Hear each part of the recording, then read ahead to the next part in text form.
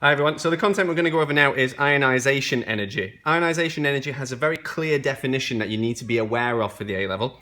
It is the minimum amount of energy required to remove 1 mole of electrons from 1 mole of gaseous atoms. Now, let's just pick through that a little bit. We need to say that it's the minimum amount because there is a quantifiable minimum amount of energy needed. Let's say, for instance, it required 100 kilojoules per mole to perform this ionization. If you had 99, it wouldn't happen. You need that extra kilojoule per mole. Now, when we say here to remove 1 mole of electrons from 1 mole of gaseous atoms, all we mean is for every 1 atom in the gaseous state that we have, we are removing 1 electron. We will examine more about the mole definition later on, but for now, that's the minimum you have to think of this as. That for every 1 atom we have, we are removing 1 electron. Now, just a little thought about this. This is the amount of energy required then to separate a negative electron from the positive nucleus on an atom.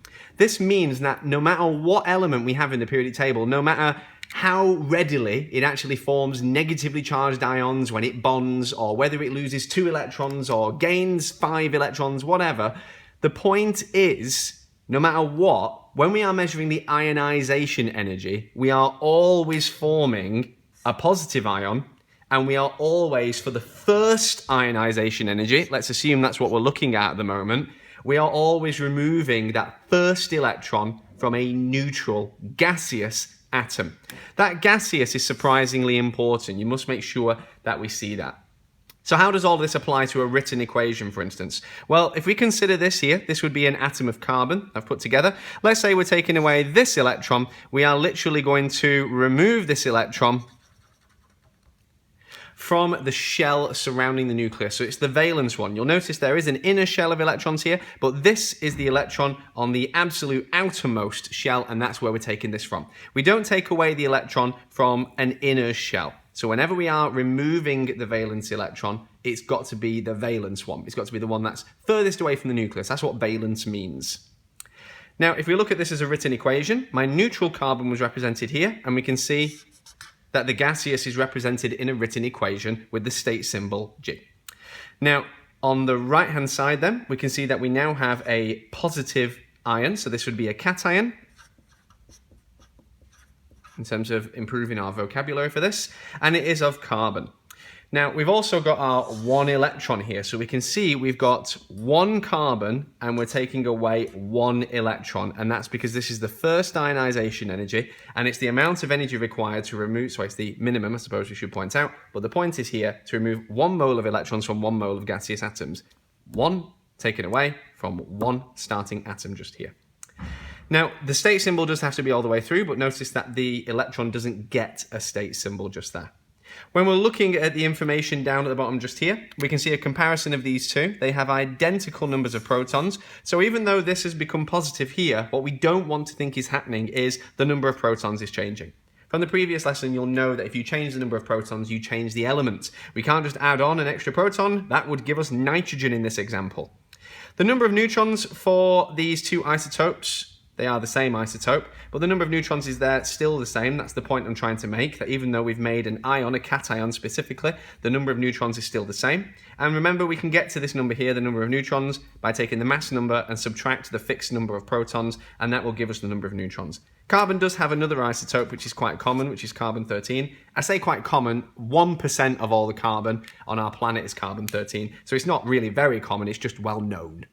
Now, the number of electrons, though, on the right-hand side, in the neutral one, the number of electrons is going to be the same as the number of protons, so it's going to be 6. Whereas now we've got a positive charge, since electrons, as we can see, are negatively charged. If I've got an overall positive charge now, then that means my number of electrons down here for this cation is going to be 1 less. It's now going to be 5. So every time you get a positive charge, you've got to think that you've lost electrons there. You may remember from GCSE that this actually looks like an oxidation. It looks like we're losing electrons in ionization. The important thing as well to put emphasis on is you are trying to supply the energy to break the attraction from the overall positive nucleus to this negative valence electron out here. So this attraction here, you are physically trying to break that attraction. That's why you've got to put in energy. It means that these values of energy are always going to be positive values, and this would be in units of kilojoules per mole for chemistry. They would be positive quantities because you've got to put in energy to break that attraction. Another example then, looking at fluorine just down here. If we look at fluorine, we can see that we've got the same isotope here. Either way, the mass number is the same for this. I've not changed the isotope, but do keep an eye on that in the exam. We can see we had 9 protons to begin with, and we've still got 9 at the end. 10 neutrons at the start, 10 at the end. But the electrons, looking at this equation here, where we have 1 mole of gaseous atoms forming 1 mole of gaseous cations and releasing 1 mole of electrons, we can see that our electron count is going to change. It's going to be 9 to begin with, and since we've lost that electron here, it's now going to be, for this positively charged fluorine, it's going to be our 8. So it's going to have lost an electron. I hope that clears up the early stages work with ionization energy. There is the removal then of subsequent electrons from the cations, and that is called successive ionization energies. But that's all about context. You've got to look at which electron you're removing and make sure that you result in a cation that bears the charge of the successive ionization energy you are performing. So for instance, if we have a look at the carbon one just here, the second ionization energy of carbon would start with the carbon with a positive charge in the gas state, and then it would form, notice how there's no other reactant here, not even the other electron.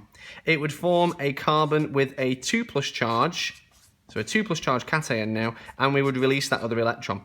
Now this would then be the second ionization energy, and it's described as a successive ionization energy step.